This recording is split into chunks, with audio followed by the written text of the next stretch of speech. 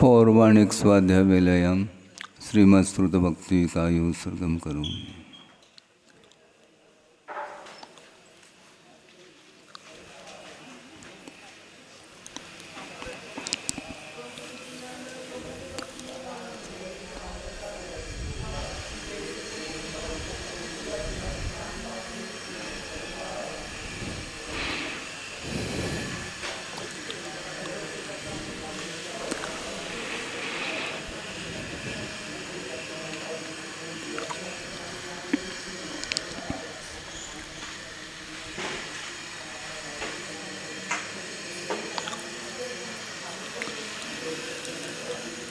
ओकारं बिंदु संयुक्तं नित्यं ध्यायन्ति योगिना कामदं मोक्षदं चैव ओंकाराय नमो नमः। अविरल शब्द गणुग प्रक्षालित सकल भूतल कलंका मुनिर्पाशुतीर्था सरस्वतीर्तनोदुरितम् अज्ञानतिमिरान्धानां ज्ञानाञ्जनशलाकया चक्षुरुन्मीलितं येन तस्मै श्रीगुरुवे नमः। परम गुरुभ्यो नमः। परंपराचार्य गुरुभ्यो नमः। सकल कलश विध्वंसकं श्रेयसां परिवर्धकं धर्म संबंधकं भव्य जीवमण प्रतिबोधकारकमिदं शास्त्रं श्री कार्तिकेयान प्रेक्षा नाम ध्येयम्। अस्य मूल ग्रंथकर्तारः श्री सर्वज्ञदेवाः तदुत्तर ग्रंथकर्तारः श्री गणधरदेवाः प्रतिगणधरदेवाः तेषां वचोनुसारमासाद्य श्रीमदाचार्य प्रवर श्री कार्तिकेय देवैर्विरचितम्। मंगलम भगवान वीरो मंगलम गौतमो गणे मंगलम कुंदकुंदाद्यो जैन धर्मोस्तु मंगलम सर्वमंगल मांगल्यम सर्वकल्याणकारकम प्रधानम सर्वधर्माणां जैनम जयतु शासनम कोटिशतं द्वादशैव कोटो लक्षाणि शैत्यस्त्रधिकानि चैव पंचाशदष्टौ च सहस्रसंख्यमेतत्श्रुतं पंचपदं नमामि। अर्हंत भाषयत्तं गणरदेवी गन्त्यं सम्मं प्रणमामि भक्तियुक्तो सुदुनानमहो वहिं शिरसा इच्छामि वन्ते सुदवती कासुकुदसालोचिम् अंगुवंगपयने पावड़े पर्यम सुत्तपड़मान उगपोगय चूलिया चैव सुत्तत्तय थुविदमकायं सैनिचकलमंचे में पूजे में वंदामि नमंसामि। दुःखको कमको भूविलाओ सुगई गमनम समाई मरणम जनगुण संपत्ति होदमध्यम। अथ पौर्वाणिक स्वाध्याय वेलायाम श्रीमद आचार्य भक्ति कायु सर्गम करोमि।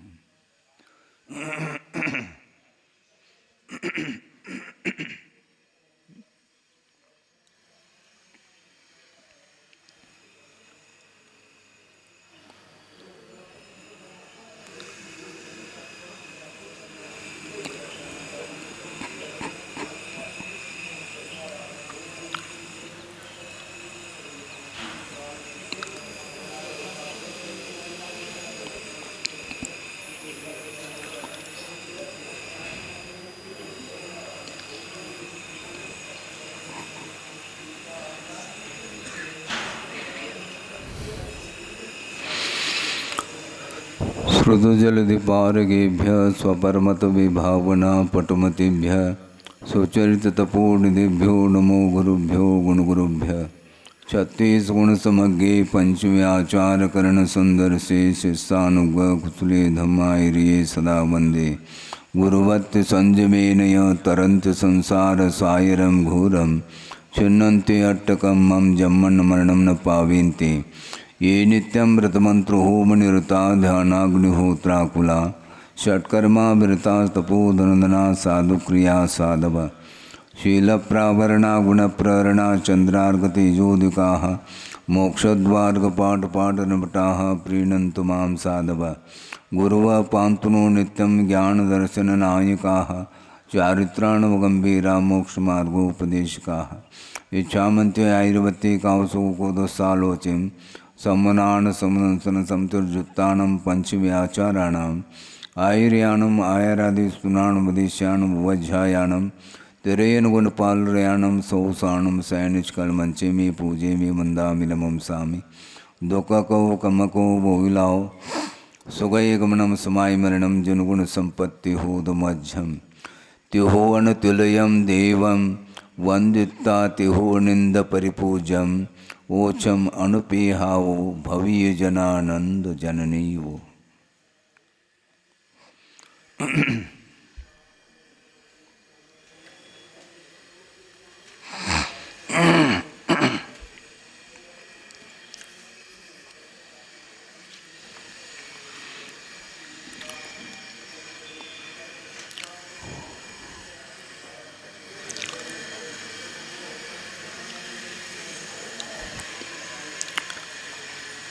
संवर के कारणों में अनुप्रेक्षाओं का वर्णन यहाँ पर किया जा रहा है। परसों आपके सामने भूमिका के रूप में ये विषय भी रखा गया था कि संवर के लिए अनेक प्रकार के कारण होते हैं, जिनमें अनुप्रेक्षा भी एक बहुत महत्वपूर्ण कारण है। और संवर जो होता है उसके लिए भी ये बात स्पष्ट कर दी गई थी कि सम्यक दर्शन के अभाव में आश्रव का रुकना संभव नहीं है। और आश्रव जो होता है वह भी दो प्रकार का होता है, पुण्याश्रव और पापाश्रव के रूप में। और उसमें भी ये भी बात स्पष्ट कर दी गई थी कि पुण्य हमारे लिए हे नहीं है, किंतु पुण्य का जो फल है वह हमारे लिए हे हैं, उपादेय नहीं है। किसी ने इस विषय को लेकर के जिज्ञासा रखी थी कि महाराज कुंद कुंद स्वामी ने शायद प्रवचन सार में ये प्रसंग दिया है, पुण्य फला अरहंता। अरहंत पद जो प्राप्त होता है वह फल के रूप में है। वह किसका फल है? पुण्य का फल है। पुण्य का फल का अर्थ क्या है? इसमें बहुत गहराई है कि 16 कर्ण भावनाओं के माध्यम से तीर्थंकर प्रकृति का जिन्होंने आश्रव किया था अथवा बंद किया था, वह जब उदय में आता है उस समय यह वैभव उन्हें प्राप्त हो जाता है। केवल ज्ञान होने के उपरांत केवली भगवान जो होते हैं सामान्य केवली के रूप में, किंतु समूह शरण की रचना नहीं होती। यद्यपि केवल ज्ञान की विवक्षा में चाहे वह सामान्य केवली हो अथवा तीर्थंकर केवली हो, दोनों के केवल ज्ञान में कोई भी अंतर नहीं, क्योंकि केवल ज्ञान क्षायिक भाव माना जाता है, जो कि ज्ञानावरणी कर्म के क्षय से प्राप्त हो जाता है। ज्ञानावरणी कर्म का पूर्णतः विनाश होने के उपरांत जो केवल ज्ञान प्रकट हो गया, विश्व को जानने की क्षमता, अतीत अनागत और वर्तमान पर्यायों के साथ समस्त द्रव्यों को जानने की क्षमता जिस ज्ञान में है वह केवल ज्ञान माना जाता है। ऐसी स्थिति में सामान्य केवली और तीर्थंकर केवली में कोई भी अंतर नहीं। उन्हें इस प्रकार का कभी अनुभव नहीं होता हमारे लिए समोशरण की रचना नहीं हुई और तीर्थंकर के लिए समोशरण की रचना हुई। ये अंतर हम और आप डाल रहे हैं, किंतु केवल ज्ञान की विवक्षा में कोई भी अंतर नहीं। अनंत चतुष्टय सामान्य केवली को भी प्राप्त हैं और तीर्थंकर केवली के पास भी अनंत चतुष्टय विद्यमान हैं। अनंत सुख का अनुभव दोनों कर रहे हैं, किंतु बाहरी जो वैभव है वह किसका परिणाम है? तो पुण्य फला अरहंता कहा। तीर्थंकर प्रकृति के उदय के फलस्वरूप समोषण आदि की रचना होती है, जिसके माध्यम से दिव्य ध्वनि का श्रवण करके असंख्य देवी देवताएं सारे उस धर्म का श्रवण करके सम्यक दर्शन आदि को उत्पन्न करते हैं। एक प्रसंग आपके सामने रखना इसलिए चाहता हूँ कि साधक होते हैं और साधना में लीन हो जाते हैं, किसी को भी ज्ञात नहीं है कौन किस कोने में बैठ करके साधना कर रहा है। आपके बीच में नहीं है वो साधक, और वन में जाकर के एकांत में जाकर के आत्मचिंतन करने में लगे हुए हैं, और उन्हें केवल ज्ञान प्राप्त हो सकता है उस साधना के फलस्वरूप।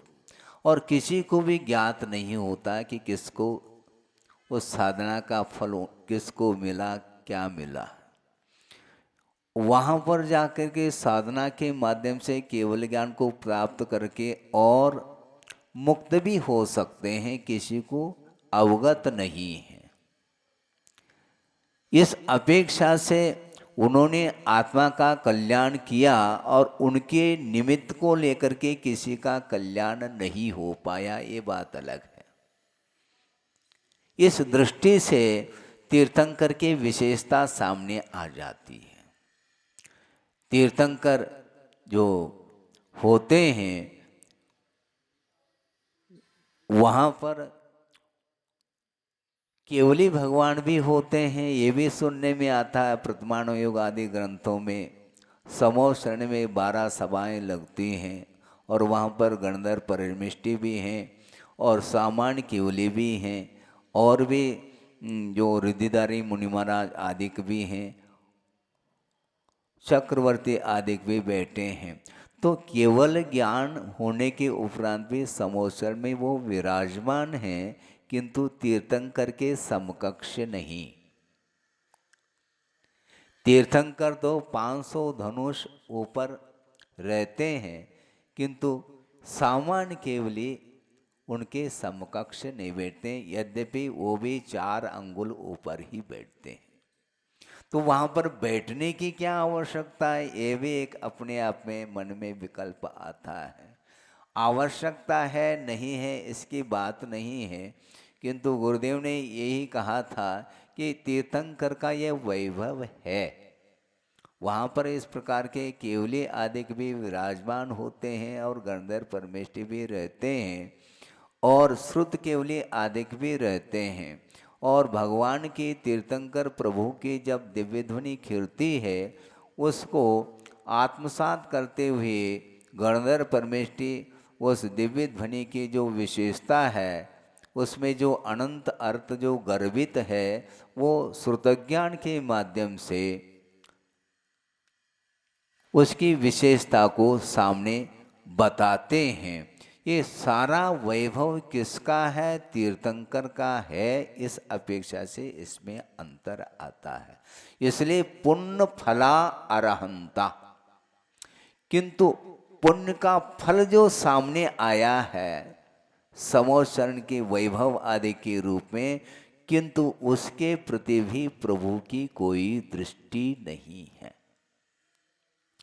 थोड़े बहुत संसारी प्राणी मंद कषाय आदि के माध्यम से पुण्य का अर्जन कर लेता है, और जब सामने वह फल सामने आता है, उस समय उसका उपयोग, उसका मन उन पदार्थों से आकर्षित हो जाता है।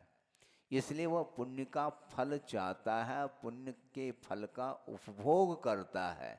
इसलिए पुण्य के फल का उपभोग जब किया जाता है, उस समय निश्चित रूप से एकांत रूप से पाप का ही अर्जन होता है, क्योंकि राग पूर्वक ही विषयों का उपभोग होता है। वीतराग भाव के साथ भी उपभोग हो सकता है क्या महाराज? हाँ, हो सकता है। कौन करता है? वो सम्यक दृष्टि ही करता है। तो हम भी सम्यक दृष्टि हैं महाराज। हाँ, है ना। आप भी सम्यक दृष्टि हैं, यानी गृहस्थ भी सम्यक दृष्टि होता है और श्रमण भी सम्यक दृष्टि होता है। उन दोनों के सम्यक दर्शन में बड़ा अंतर है। श्रमण भी जब आहारचर्या आदि की अपेक्षा से आ जाते हैं, उस समय नवदा भक्ति पूर्वक दाता ने पड़गान कर लिया और विनय आदर के साथ वह आहार दान कर रहा है। उस समय करपात्र में आया हुआ जो आहार है उसका उपभोग वो कर रहे हैं, किंतु पाप का अर्जन नहीं होता। और गृहस्थ करता है तो पाप का अर्जन। महाराज ऐसा लगता है इसमें कुछ पक्षपात होना चाहिए, क्योंकि वो भी ले रहे और हम भी ले रहे, हमारे लेने में उनके लेने में अंतर क्या आया? आहार तो दोनों कर रहे हैं, किंतु दोनों के आहार में जमीन आसमान का अंतर है। इसलिए कुंद कुंद स्वामी ने स्पष्ट कहा है, रतो बंदद कम्मम कहा। जो विषयों में अनुरक्त होता हुआ उन विषयों का उपभोग करता है, उस समय निश्चित रूप से वह बंद करता है, किंतु विराग संपन्न मुंचदी, ऐसा भी कहा। जो वैराग्य से संपन्न होता है श्रमण, वह भी उन पदार्थों का उपभोग करता हुआ भी बंद इसलिए नहीं करता, किंतु वह रत्नत्रय के अनुपालन करने की दृष्टि को लेकर के उसका उपभोग कर रहा है। इसलिए गुरुदेव बार बार कहते हैं कि आहार लेते समय भी श्रमण लोग स्वाध्याय करते हैं। आप सुन रहे हैं? महाराज वहां पर कौन सा ग्रंथ लेकर के गए क्या हाथ में? नहीं, ग्रंथ नहीं लिए। ग्रंथ खोल करके पढ़ना, इसका नाम स्वाध्याय आप लोगों की धारणा हो सकती है, किंतु श्रवण प्रत्येक क्रियाओं को करते समय आगम को सामने रख करके ही उन क्रियाओं को संपन्न करता है। आगम की ओर उनकी दृष्टि हमेशा बनी रहती है। इसलिए आहार आदि करते समय भी वो पाप का अर्जन नहीं करते, बल्कि पुण्य का अर्जन करते हैं, और पाप कर्म की निर्जरा उनकी निरंतर बनी रहती है। सम्यक दर्शन उत्पत्ति के समय तो पुण्य का अर्जन होता अथवा पाप कर्म की निर्जरा होती है, ये उल्लेख मिलता है, किंतु सम्यक दर्शन के सद्भाव में संयम के अभाव में प्रति समय वह निर्जरा करता है, असंख्यात गुणी संभव नहीं। सामान्य निर्जरा अलग वस्तु, किंतु संयम जो ही अंगीकार कर लेता है और श्रवण पद को अंगीकार कर लेता है अथवा कोई भी अनुवृत्ति बनता है, तो उसकी निर्जरा निरंतर वह बनी रहती है, उत्तरोत्तर बढ़ती रहती है। ये संयम का प्रभाव है। इसलिए संयम का पालन करते समय जो भी आहार आदि ग्रहण करने रूप जो प्रवृत्ति देखने में आती है, उसके साथ भी निरंतर निर्जरा होती रहती है, और साथ से पुण्य का अर्जन भी वो करते रहते हैं। करपात्र में आहार दिया गया है और उस समय आहार की क्रिया चल रही है। आहार उठे क्यों? मुनि महाराज आहार के लिए उठते क्यों? आहार की इच्छा है, इसका नाम आहार संज्ञा है, और आहार संज्ञा के साथ उठते हैं, किंतु वहाँ पर श्रावक के द्वारा दिया हुआ जो आहार है वो बिना संशोधन किए लेते नहीं। उनके पास 5 समिति हुआ करते हैं। चलते समय ईर्या समिति का प्रयोग करते हैं और आहार लेते समय ऐष्णा समिति का प्रयोग करते हैं। तो आहार देते ही तत्काल आहार लेते नहीं, किंतु संशोधन करते। महाराज हमने तो संशोधन करके तो दिया है, और ये भी बोला है हमने मन शुद्धि, वचन शुद्धि, काय शुद्धि, आहार जल शुद्ध है कहा। आहार जल जब हमने शुद्ध कहा है तो हमारे ऊपर तो आपका विश्वास होना चाहिए। आपका विश्वास नहीं है क्या महाराज? विश्वास तो है, किंतु समिति हमारे पास है, आपके पास समिति है नहीं, मैं नहीं जानता। बार बार संशोधन करने के उपरांत भी वह आहार अशुद्ध रह सकता है। इसलिए संशोधन करने के लिए आगम की आज्ञा है। ऐष्णा समिति पूर्वक वो आहार लेते। उस समय मूलाचार सामने दिख रहा है। मूलाचार में 46 दोषों से रहित 32 अंतरायों का पालन करते हुए आगम के अनुरूप आहार लेने की आज्ञा है। इसलिए वो संशोधन करते हैं। तो संशोधन करते समय आहार की क्रिया तो हो रही है, किंतु इच्छा नहीं वहाँ पर। इच्छा होती तो तत्काल ले लेते, नहीं, तत्काल नहीं लेना, संशोधन करना। और संशोधन करने के उपरांत जब उस कवल को लेते हैं, मुख में ग्रास है, इसके उपरांत भी चर्वण हो रहा है, इसके बाद भी वहाँ पर मूल गुण का पालन कर रहे हैं। वो कौन से मूल गुण का पालन कर रहे हैं महाराज? रसनेन्द्रिय विजय हो रहा है। पांच इंद्रिय दमन रूपी तो मूल गुण है क्या नहीं श्रवण के लिए? क्या आंख मेज करके वो लेते चले जाते हैं? ऐसा नहीं। लिया हुआ दिया हुआ आहार एक तो मांगते नहीं, कोई संकेत नहीं करते हैं, और वह विवेक के साथ गृहस्थ यानी दाता देता है तो उसको ले करके स्वाद तो आता है। क्योंकि ज्ञेय और ज्ञान का ऐसा गठबंधन है कि स्वाद तो आएगा। ग्रास लिया है तो स्वाद आएगा, किंतु स्वाद लेते हुए भी इच्छा का निरोध करना, इसको बोलते हैं संवर। वहां पर संवर हो रहा है, इच्छा का निरोध। इंद्रिय दमन, हाँ बहुत स्वादिष्ट बना हुआ है, पता नहीं कितना बनाया है, अभी तो दिया है, कटोरे में थोड़े बहुत है, पता नहीं और क्वांटिटी में है क्या नहीं है क्या, ये भाव मन में नहीं लाते और नहीं लाना चाहिए। तो क्या गृहस्थ में इस प्रकार की स्थिति बन सकती है क्या? संभव नहीं। गृहस्थ भी भोजन करता है, किंतु भोजन करते समय वह निर्जरा नहीं कर सकता, क्योंकि राग के साथ लिया जा रहा है। इसलिए राग रहित होकर के आप भोजन करेंगे तो कर्म की निर्जरा संभव है और पुण्य का अर्जन संभव है। क्योंकि सम्यक दृष्टि का भोग निर्जरा के लिए कारण इस प्रकार कुंद स्वामी ने स्पष्ट शब्दों में गाथा में लिखा है। हम भी पढ़ते हैं, शायद आप भी पढ़ते होंगे, लेकिन सम्यक दृष्टि का जो भोग निर्जरा के लिए कारण है वो कौन सा सम्यक दृष्टि? तो टीकाकार स्पष्ट शब्दों में लिखते हैं, अत्र ग्रंथे तु वीतराग सम्यक दृष्टिर एव ग्रहणम। इस ग्रंथ में जहां जहां भी सम्यक दर्शन का उल्लेख मिल आया है तो वहां पर सम्यक दर्शन का अर्थ वीतराग सम्यक दर्शन को ही ग्रहण करना चाहिए, ऐसा कहा।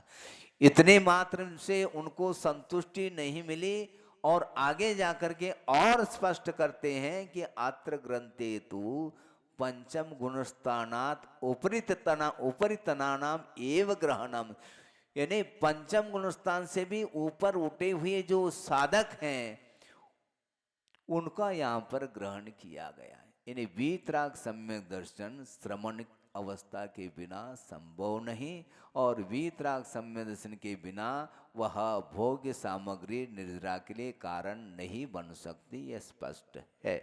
इसलिए संवर जो होता है, निर्जरा जो होती है, वह सम्यक दर्शन के साथ होती है। और सम्यक दर्शन के साथ साथ यदि मान लो संयमा संयम अथवा संयम आदि ग्रहण किया है तो उसके अपेक्षा से और वह मात्रा बढ़ती चली जाती है, ये विषय रखा था। इसलिए पुण्य फला अर्हंता का अर्थ क्या है? वह पुण्य का ही फल प्राप्त हो रहा है। अर्हंत अवस्था जो प्राप्त हुई है वह पुण्य का फल है।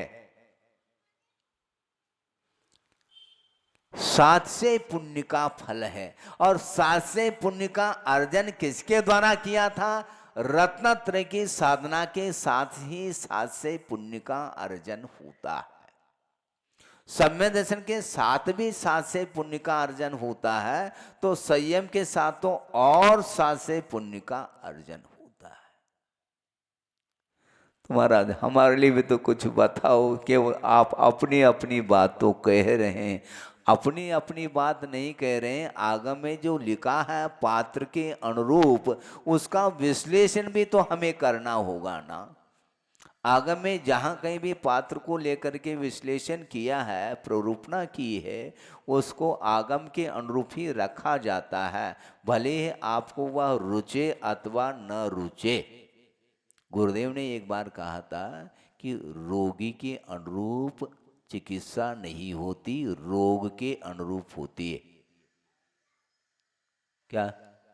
रोगी के अनुरूप चिकित्सा नहीं होती, रोग के अनुरूप, क्योंकि रोगी तो अपने मन के अनुरूप चाहता है, कड़वी दवाई को वह लेना पसंद नहीं करता। ना करो, लेकिन देनी पड़ेगी कड़वी दवाई।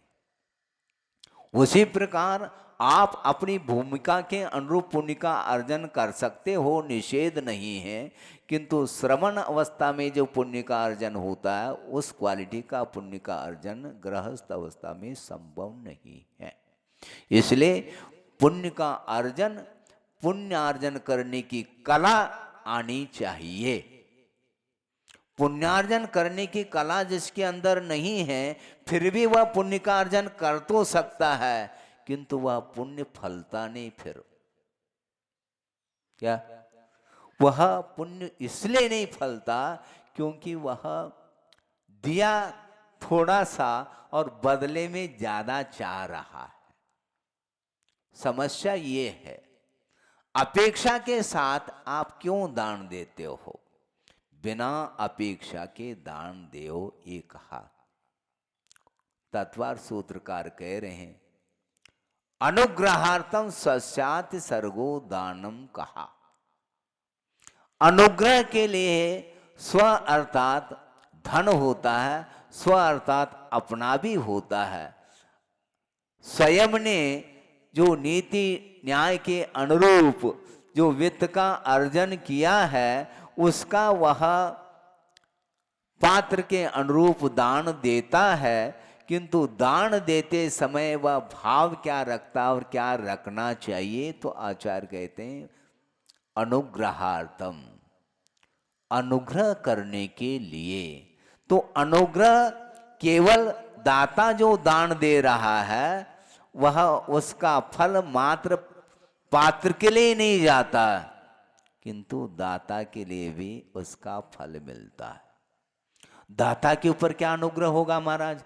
दाता तो दे रहा है, दे रहा है तो उसका हाथ तो खाली है। समझो, हाथ खाली नहीं, हाथ भरा हुआ है आपका। क्योंकि दाता जब दान करता है उस समय उस दान के जो परिणाम है, निर्मल परिणाम है, उस परिणाम के द्वारा वह पुण्य का संचय करता है। ये दाता के पल्ले में फल आ रहा है। दाता भी कुछ अर्जन करता है क्या? नहीं कि केवल देता ही चला जाता है, ऐसा नहीं। दान के फल स्वरूप पुण्य का संचय दाता को होता है। और पात्र के लिए क्या मिलता है दाता के द्वारा? तो आचार्य कहते हैं सम्यक ज्ञानादि अभिवृद्धि, ऐसा कहा। नवदा भक्ति पूर्वक जो आपने पात्र के लिए दान दिया है, उस आहार को लेकर के वो क्या करते हैं श्रमण लोग? आहार लेकर के आ गए तो सो जाते होंगे? नहीं, आहार लेकर के आते हैं रत्नत्रय के अनुपालन करने के लिए। संयम अठम, ऐसा कहा, संयम के लिए वो आहार को ग्रहण करता है। शरीर को पुष्ट बनाने के लिए नहीं। न तेजठम, शरीर में कांति आ जाए इसलिए अच्छे अच्छे पौष्टिक वस्तुओं का सेवन करके आते हैं, ऐसा नहीं। केवल संयम के पालन करने के लिए, वैयावृत्ति आदि करने के लिए, स्वाध्याय करने के लिए, अथवा अच्छे आवश्यकों का निर्दोष पालन करने की अपेक्षा को लेकर के वो आगम के अनुरूप आहार लेते हैं। इसलिए उनके लिए सम्यक ज्ञानादि में अभिवृद्धि होती है। आपने नवदा भक्ति पूर्वक आहार दिया तो उसका फल पात्र के लिए क्या मिल रहा है? रत्नत्रय में विकास हो रहा है। इसका अर्थ ये है कि आपका भी हाथ है। श्रवण तो साधना कर रहे हैं, किंतु आहार के बिना साधना संभव नहीं। इसको बोलते हैं निमित्त नैमित्तिक संबंध। धर्म साधन करने के लिए कितने निमित्त मिलते हैं देखो। ये पंडाल नहीं होता तो आप स्वाध्याय करते हैं? करते हैं। तो इसका योगदान जिसने दिया है उसको जाएगा क्या? नहीं है, बिल्कुल जाएगा। हाँ, महाराज आपके लिए बनाया पंडाल, गलत बात है। हमें कोई आवश्यकता नहीं पंडाल की। आप यदि सुनना चाहते हैं तो आप पंडाल में आएंगे, हम तो कहीं भी बैठ जाएंगे और कर लेंगे। कहीं भी क्या अर्थ, क्या रूम के अंदर करेंगे, रूम नहीं होते तो। हाँ, इसीलिए ये बहुत निमित्त का ऐसा संबंध है। श्रमण लोग अहंकार न करें ये कहा जा रहा है, क्योंकि श्रमण की साधना भी पंचम काल होने के कारण उसकी साधना भी पराधीन है, स्वाधीन नहीं। लेकिन पराधीन होते हुए भी दीनता का अनुभव नहीं करते। वो मिल जाता है तो ठीक है, नहीं मिलता है तो यथा योग्य वो साधना करते ही रहेंगे। तो इसलिए निमित्त के माध्यम से बहुत सारे कार्य होते हैं। इसलिए अनुग्रह किया गया है दाता ने पात्र के ऊपर। अनुग्रह कर लिया तो बहुत ज्यादा, मतलब क्या बोलते हैं उसको, एहसान जैसा। ऐसा नहीं, कर्तव्य मान करके उन्होंने अपने पुण्य के अर्जन करने के लिए पात्र को ढूंढता ढूंढता आया और उनको पात्र समझ करके दे दिया। दाता महत्वपूर्ण नहीं, किंतु पात्र महत्वपूर्ण होता है। किसी ने कहा कि महाराज दाता का हाथ तो ऊपर रहता है, पात्र का नीचे। आचार्य महाराज को कहा, मनोरंजन करते हैं कभी कभी दाता लोग भी, महाराज दाता का हाथ तो ऊपर रहता है और पात्र का तो नीचे। गुरुदेव ने कहा कपता किसका हाथ? दाता का हाथ कपता है क्या पात्र का? सोचो महाराज, दाता का ही कपता रहता है। ऐसा न हो तो कहीं कहीं गलती न हो हमारे हाथ से। अर्थ क्या है? पात्र संग वृत्ति रहती है पात्र की, वो कभी भी अपने जीवन में दीनहीनता का अनुभव नहीं करते। आगम के अनुरूप मिलता है तो लेते हैं, नहीं मिलता है तो दयनीय वृत्ति उनके अंदर नहीं आ सकती। तभी तो उनकी निर्जरा होती रहती। सोचो, विचार करो, वृषभनाथ भगवान 6 महीने तक तो संकल्प पूर्वक उन्होंने अनशन किए, उसके बाद भी अंतराकर्म ऐसा जोर मार रहा है कि निरंतर 6 महीने तक उन्हें अलाभ हुआ, किंतु किसी को भी संकेत नहीं किया। क्यों नहीं किया? पुण्य का उदय होगा तो मिलेगा। हम मांगेंगे नहीं, याचना नहीं करेंगे। हम याचना करने वाला याचक माना जाता है। याचक का अर्थ भिखारी होता है, मांगने वाला भिखारी होता है। लेकिन व्यवहार में क्या? अरे वो तो भिखारी आया है, उसको कुछ दे दो। अच्छा, आप नहीं मांगते, मतलब आप जो मांगते हैं वो इनडायरेक्ट मांगते हैं, वो डायरेक्ट मांग रहा है। इतना अंतर है डायरेक्ट मांगने में और इनडायरेक्ट मांगने में। मांगना तो छूट नहीं रहा, याचना हमेशा संसारी प्राणी करता रहता है। थोड़ा सा जो है पुण्य कार्य कुछ कर लेता है, महाराज इसका क्या फल मिलेगा, शुरू हो गया वो। उसके सामने फल ही लटक रहा है। हाँ, बिना फूल के भी फल चाहता है वो।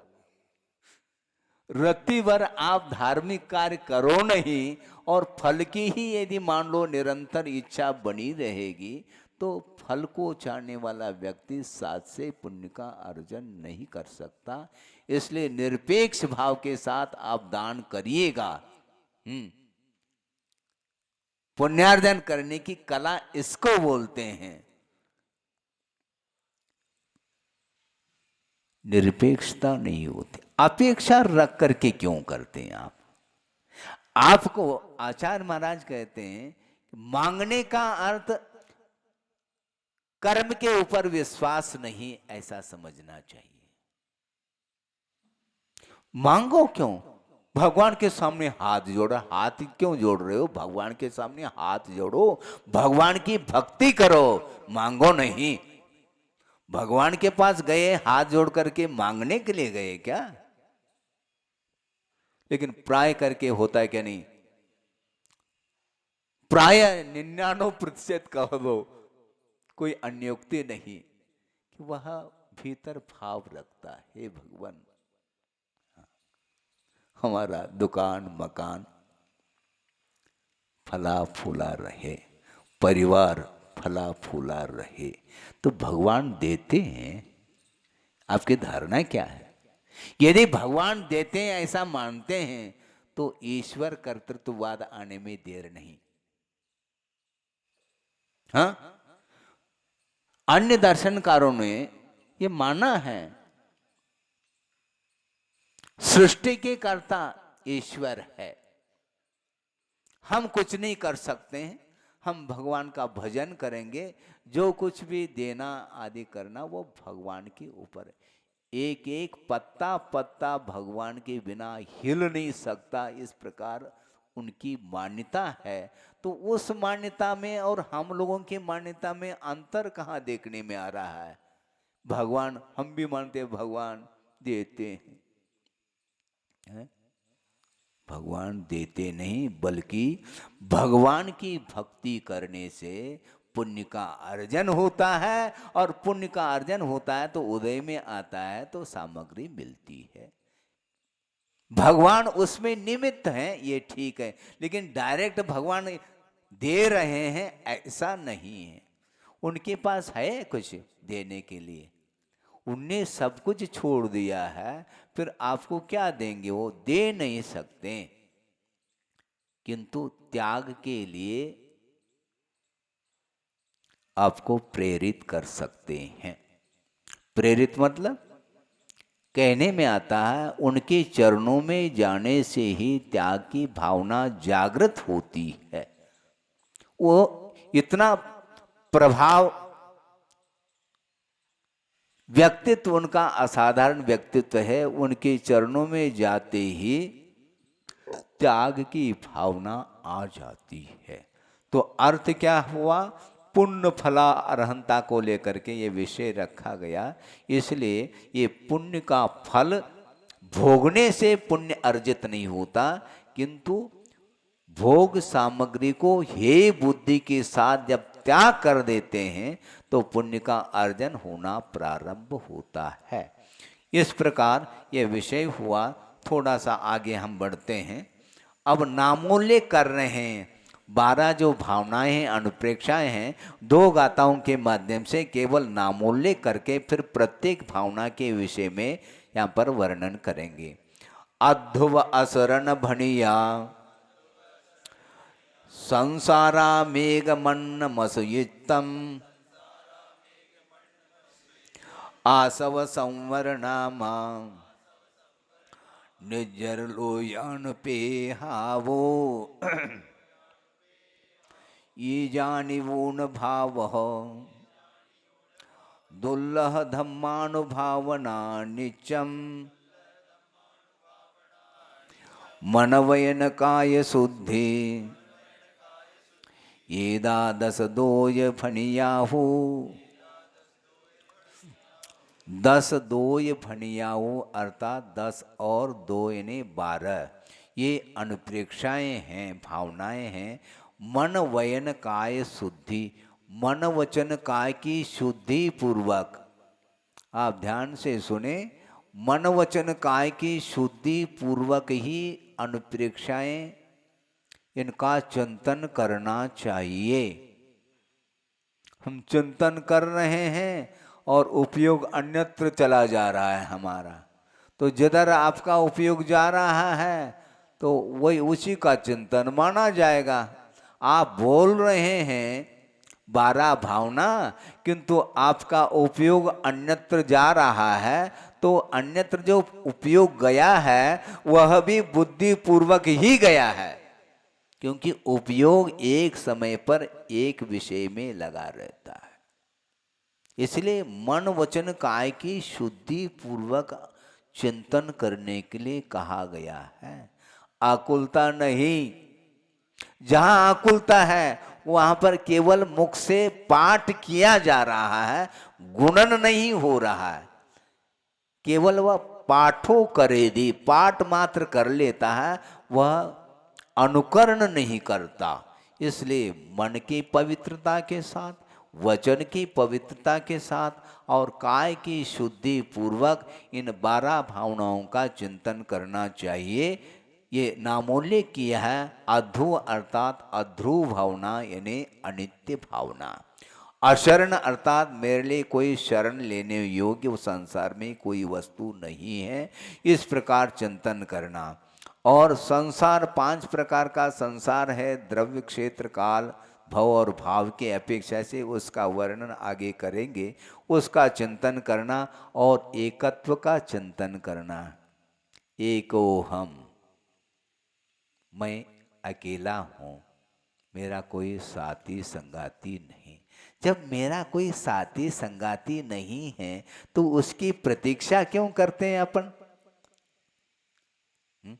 आप अकेले हैं तो निकल जाओ ना। आप निकलने का अर्थ भी क्या होता है? वो अकेला है। अपने आप में अकेला महसूस करने वाला व्यक्ति किसी भी पदार्थ से, चेतनात्मक वस्तु से कोई संबंध उसका है ही नहीं। इसको बोलते हैं एकत्व भावना। जब मैं अकेला हूं तो अन्य जितने भी वस्तु हैं वह मेरे से भिन्न है। इस प्रकार चिंतन करने का नाम अन्यत्वान प्रेक्षा है। और अशुचि अनुप्रेक्षा का अर्थ शरीर के बारे में चिंतन करना। जैसा कल महाराज जी ने कहा था, जगत काय स्वभाव हुआ संवेग वैराग्यार्थम। संवेग और वैराग को प्राप्त करने के लिए क्रमशः जगत का और शरीर के स्वभाव के बारे में चिंतन करना, ये अशुचि भावना मानी जाती है।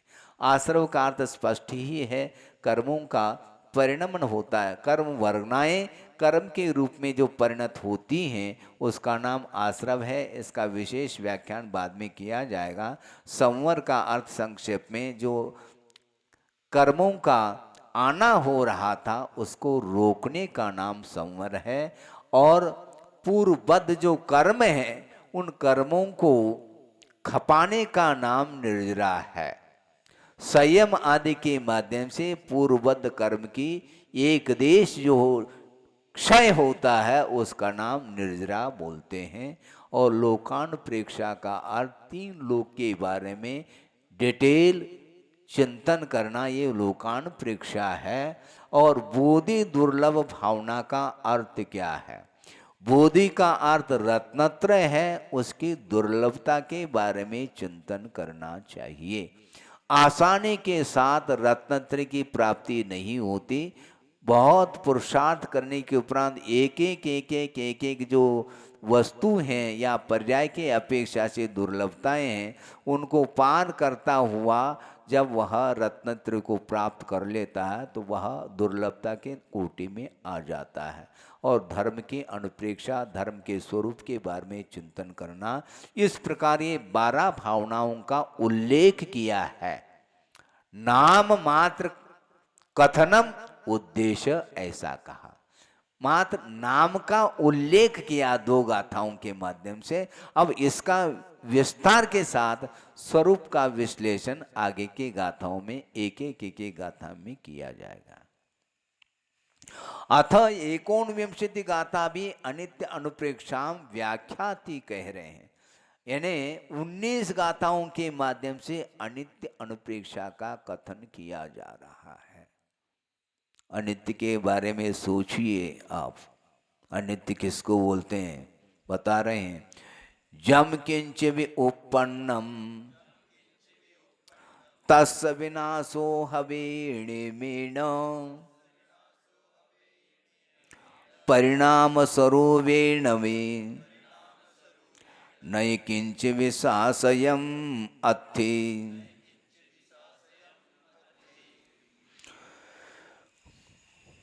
यत् किंचित अपि उत्पन्नम, जो कुछ भी उत्पन्न हो जाता है, तस् विनाशो हवि नियमेन, उसका नियम से विनाश होता है। उत्पन्न हुआ है तो निश्चित रूप से उसका विनाश होता है। शाश्वत कोई भी वस्तु नहीं है।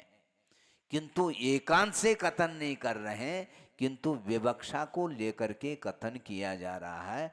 परिणाम स्वरूपेण भी, परिणाम के अपेक्षा से, यानी पर्याय की दृष्टि से प्रत्येक वस्तु उत्पन्न हो रही है तो वह मिट रही है, ऐसा कथन का आशय है। एकांत रूप से अत्यंत वस्तु का विनाश नहीं होता, किंतु वस्तु मिटती भी है और उत्पन्न भी होती है पर्याय की विवक्षा में।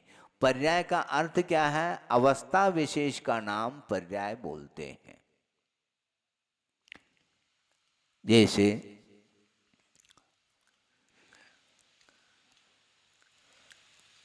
सरोवर है, और भी बहुत सारे उदाहरण हैं, एक एक करके अपन समझ लेते हैं। सरोवर है तो एक उदाहरण दिया जा रहा है, उसको हम द्रव्य के रूप में स्वीकार कर लें, और उसमें जो प्रति समय जो तरंग उत्पन्न हो रही हैं, तालाब उत्पन्न नहीं हो रहा है, क्या सुन रहे हैं? तालाब उत्पन्न नहीं हो रहा, सरोवर उत्पन्न नहीं हो रहा। सरोवर तो विद्यमान है, किंतु हवा के झोंके के कारण और अन्य निमित्तों के कारण उसमें लहर उत्पन्न हो रही है और मिट रही है। और सरोवर ज्यों का त्यों विद्यमान है, वह शाश्वत माना जाता है, वह द्रव्य का प्रतीक है। इसी प्रकार दूसरा उदाहरण समझने के लिए, स्वर्ण है। स्वर्ण को हम पुद्गल द्रव्य के रूप में मान ही रहे हैं, और उसकी पर्याय भिन्न भिन्न उत्पन्न होती हैं। स्वर्ण की अंगूठी आप बना लेते हैं, कुंडलादिक पर्याय उत्पन्न हो रही हैं उसी स्वर्ण में से।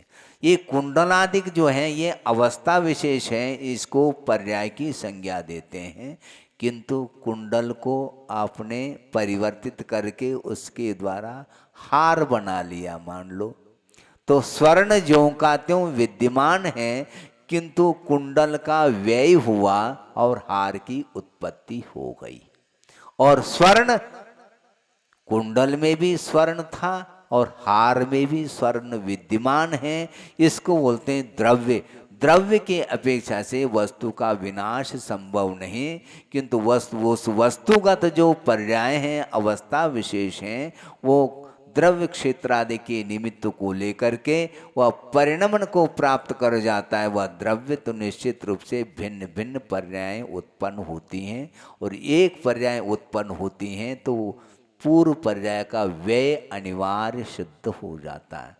पूर्व पर्याय का विनाश और अग्रिम पर्याय की उत्पत्ति का नाम उत्पाद। इस प्रकार उत्पाद और व्यय, उत्पाद व्यय निरंतर चलता रहता है, किंतु इस पर्याय की धारा बनी रहती है भिन्न भिन्न पर्यायों की अपेक्षा से, किंतु वह वस्तु ज्यों का त्यों विद्यमान रहता है।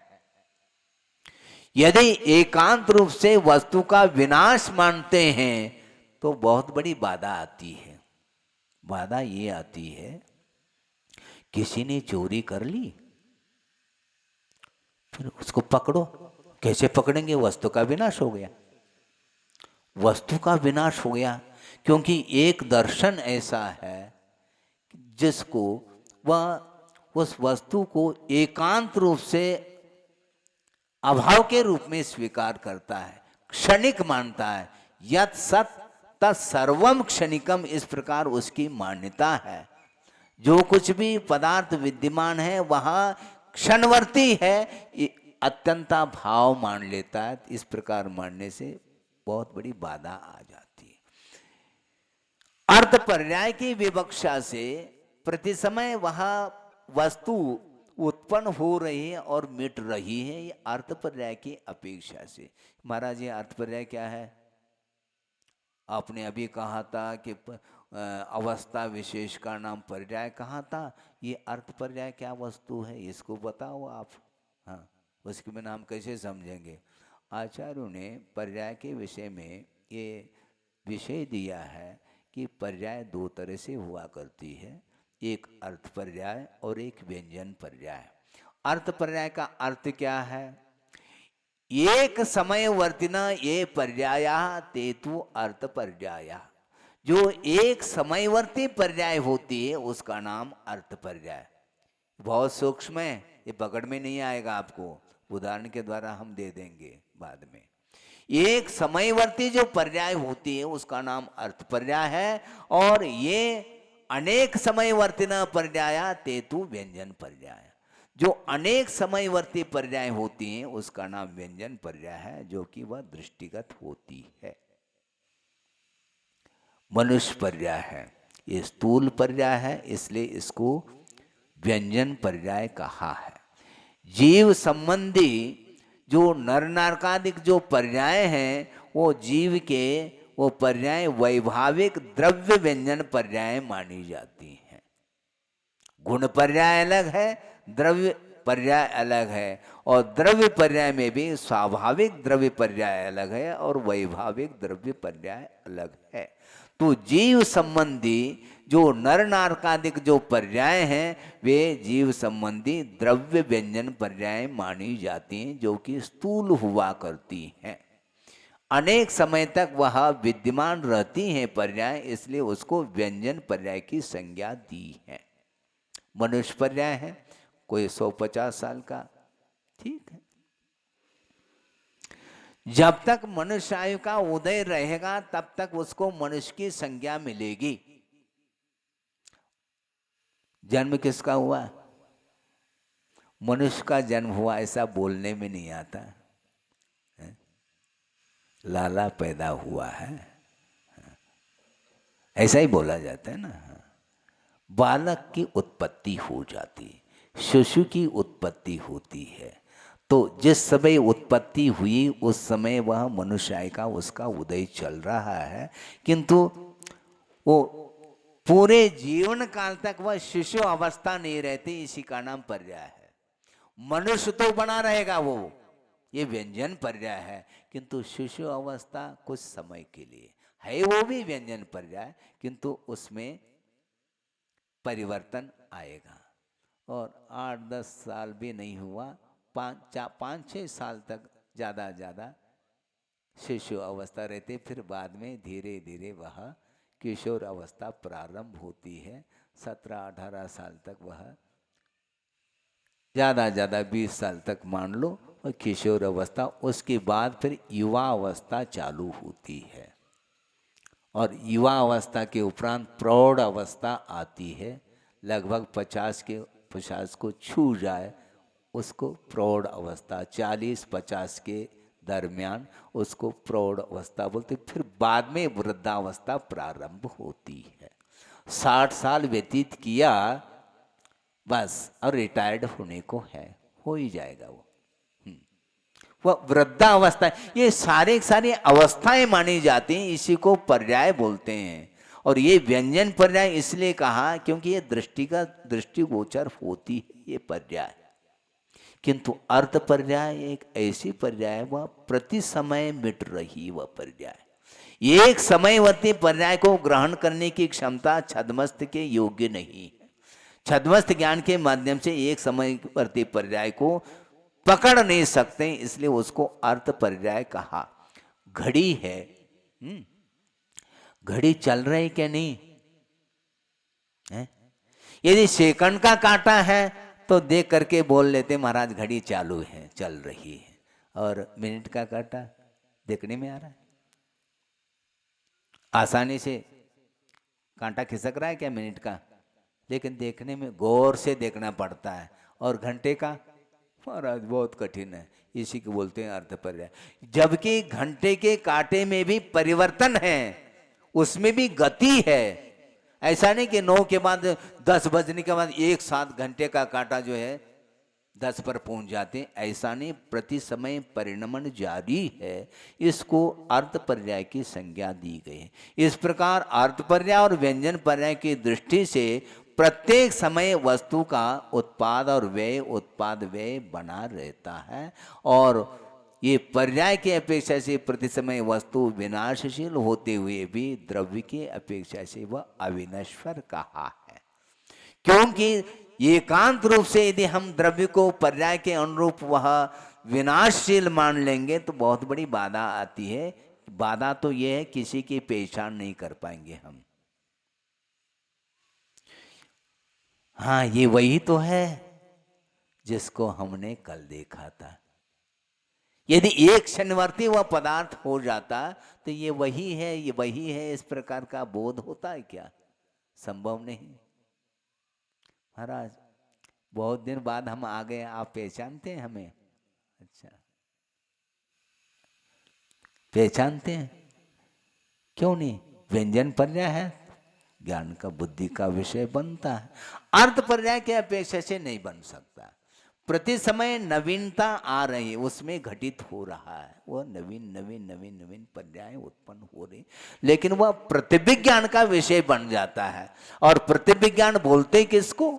स्मृति और प्रत्यक्ष के विषयभूत जो ज्ञान है उसका नाम जोड़ रूप ज्ञान को प्रतिविज्ञान बोला है। स्मरण होना यह स्मृति, और स्मरण के साथ साथ उस वस्तु को प्रत्यक्ष देखने में आया मान लो तो उसको प्रतिविज्ञान बोलते हैं। यह वही व्यक्ति है जिसको हमने कल देखा था, जिसको हमने 1 साल पूर्व देखा था, जिसको हमने 10 साल पूर्व देखा था। ये जो ज्ञान हो रहा है ये व्यंजन पर्याय की अपेक्षा से ही ज्ञान होता है, अर्थ पर्याय की अपेक्षा से नहीं होता। तो इस प्रकार यत् किंचित अपि उत्पन्नम, जो कुछ भी उत्पन्न हुआ है वह विनाश को प्राप्त होता है नियम से। आप ताला में बंद कर दो या दालान में रखो, कहीं भी रखो, वह मिटेगा, उसका स्वभाव है। जब स्वभाव मिटना ही स्वभाव है तो फिर सुरक्षा की क्यों बात करते हो आप? प्रति समय जब हम मिट ही रहे हैं तो किसकी सुरक्षा करना चाहो? हमारी रक्षा करने से वस्तु सुरक्षित नहीं रह सकता। वस्तु प्रति समय मिट रहा है, उसकी रक्षा करने का अर्थ व्यंजन पर्याय के अपेक्षा से आप कर सकते हैं सेवा शुश्रूषा, उसका निषेध नहीं। क्योंकि भाग्योदय जो खोला है वह अकाल मरण से बचाने के दृष्टि से ये हॉस्पिटल खोला गया।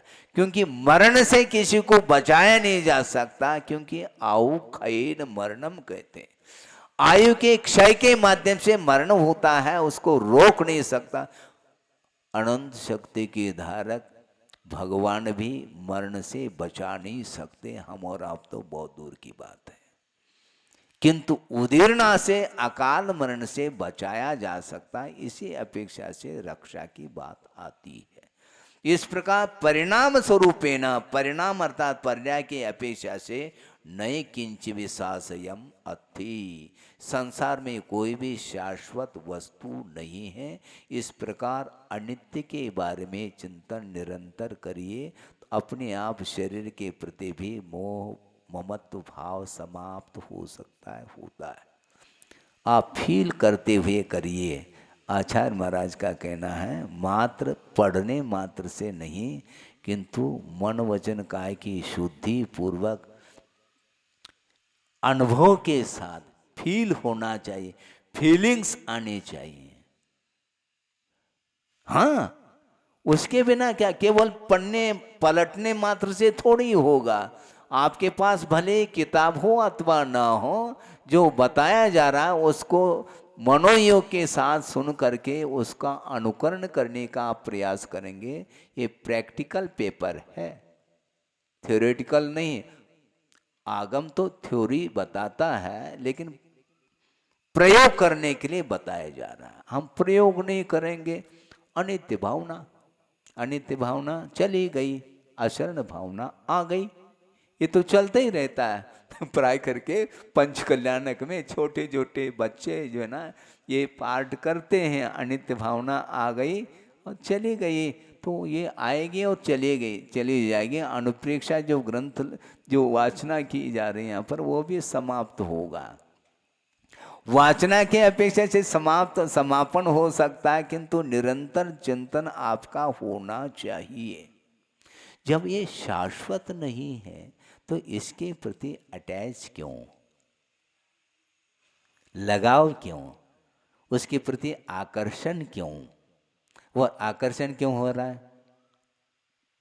इसलिए हो रहा है क्योंकि आपकी दृष्टि मात्र व्यंजन पर्याय की ओर ही जा रही है, अर्थ पर्याय की ओर जाना चाहिए। महाराज आपने कहा था ना अर्थ पर्याय पकड़ में नहीं आती, भैया आगम से तो पकड़ो कम से कम, प्रत्यक्ष ज्ञान का विषय नहीं, बात अलग है। केवल ज्ञान के अभाव में एक समयवर्ती पर्याय पकड़ में नहीं आती है, लेकिन एक समयवर्ती पर्याय होती है। इस प्रकार आगम बता रहा है तो आगम के ऊपर श्रद्धान करो और इसके प्रति ममत्व भाव का त्याग करो, ये कहा जा रहा है। आपका समय हो गया है। अनित्य भावना के बारे में आप निरंतर चिंतन करने का प्रयास करिएगा और आकुलता छोड़ करके, प्रमाद छोड़ करके यदि करते हैं तो वह आपके भाव आ सकते हैं अनित्य के रूप में, अन्यथा संभव नहीं। सुनते समय तो शायद हो सकता है, शायद इसलिए कह रहा हूँ कि योग्यता तो प्रत्येक के पास है और फील करते होंगे, लेकिन उसमें स्थायित्व आना चाहिए। करंट के समान नहीं होना चाहिए। मतलब क्या हुआ महाराज? हाँ, बिजली है, करंट है तो आवाज आ रही है, लाइट गोल, माइक भी गोल हो जाता है। उसी प्रकार स्वाध्याय बंद कर लिया, बस हो गया, इस परिसर से बाहर गए, यहीं कहीं रह जाता है, वह खाली माइंड चला जाता है। वो ऐसा नहीं होना चाहिए, इसके संस्कार होने चाहिए। राग के संस्कार तो भवांतर तक चले जाते हैं, लेकिन धर्म के संस्कार बहुत कम जा पाते हैं, भवांतर में छूट हो जाता है वो। ऐसा क्यों? अनादिकालीन संस्कार है विषयों का, मोह का, इसलिए बार बार चिंतन करने के उपरांत ही मन पुनः बाहर जाता है। इसके बारे में और समय मिल जाए तो और विषय विस्तार किया जा सकता है। 18-19 गाथाओं के माध्यम से अनित्य भावना के विषय में आचार्य विषय दे रहे हैं। इसको बिल्कुल विशुद्धि पूर्वक आप चिंतन करेंगे तो निश्चित रूप से कर्मों का संवर होगा और कर्मों की निर्जरा भी होगी, इसका ये आशय है। बोधि समाधि परिणाम शुद्धि स्वात्मोपलब्धि शिवशोक सिद्धि चिंतामणिम चिंतित वस्तुदाने त्वामंद मानस्य ममास्तुति। परम पूज्य आचार्य गुरुवर श्री विद्यासागर जी मुनि महाराज की जय।